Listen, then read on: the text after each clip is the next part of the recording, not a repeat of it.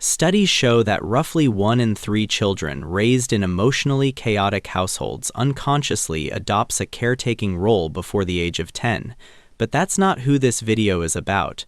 This video is about the ones who didn't just cope, the ones who became the emotional infrastructure of an entire family system before they even had a name for what they were doing. The ones who learned to read a room the way other kids learned to read books. That's you. You weren't always this way.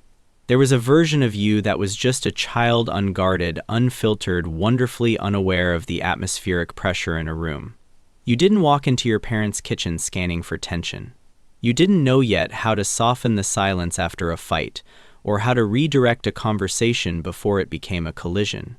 That version of you existed, and then, somewhere between the arguments you pretended not to hear and the tears you quietly absorbed, something shifted. You started paying attention in a different way, not to your own needs, but to everyone else's. And you got very, very good at it.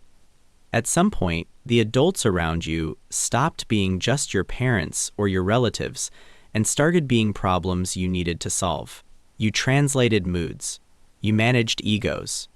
You sat with your mother when she cried and didn't ask why you already knew why. You made yourself smaller when your father's silence meant danger. You became fluent in a language no child should have to learn. But here's what nobody tells you. That wasn't weakness. That was survival intelligence operating at an extraordinary level.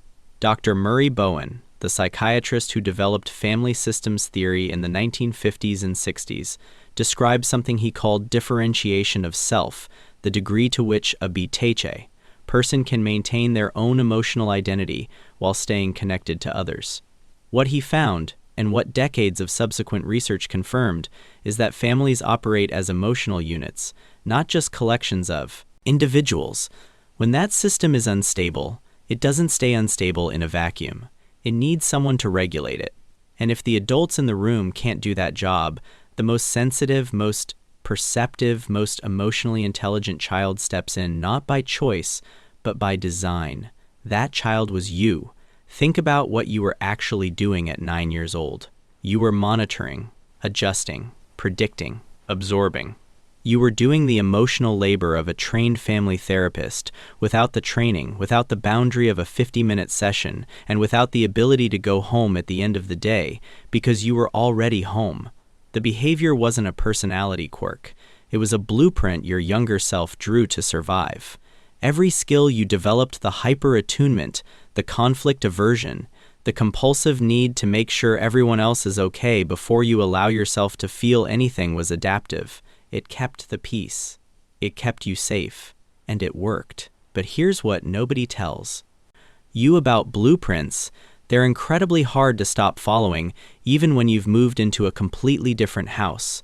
Research published in the Journal of Child Psychology and Psychiatry found that children who assume parentified roles, meaning they take on emotional or functional responsibilities that belong to adults, carry measurable psychological effects into adulthood, not small effects, significant ones, higher rates of anxiety, difficulty identifying their own needs, a chronic, almost automatic subordination of their inner world to other people's emotional weather. The CDC's research on adverse childhood experiences consistently shows that emotional role reversal in childhood is one of the most underreported and underacknowledged forms of stress a developing nervous system can carry. You've probably never called it stress. You've probably called it just how you are. And yet, a 2019 study out of Harvard Center on the Developing Child found something that reframes everything. Children who develop high emotional sensitivity in response to unstable environments often build what researchers call stress inoculation, a neurological pattern that, when eventually regulated in adulthood, produces unusually high empathy, rapid threat detection, and an almost preternatural ability to understand complex human dynamics. The very circuitry that your nervous system built to survive your family became the architecture for your deepest strengths. Your ability to read people isn't something you learned, it's something your brain physically rewired itself to do. That's not a wound. That's an inheritance you've barely begun to spend.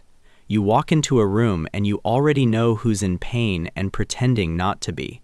You hear what people mean underneath what they actually say. You can hold someone's complexity without reducing them to a verdict. You have a tolerance for emotional nuance that most people spend years in therapy trying to develop. Society sometimes calls this being too sensitive or too intense or too much, but those are the wrong words, spoken by people who never needed to develop what you did. The right word is attuned. You are not oversensitive. You are precisely calibrated. And that calibration has a cost and also a profound, undeniable value. So here's your permission if you've been waiting for it. You are allowed to stop being the therapist in every room you enter. You are allowed to have needs that are not contingent on everyone else's stability first.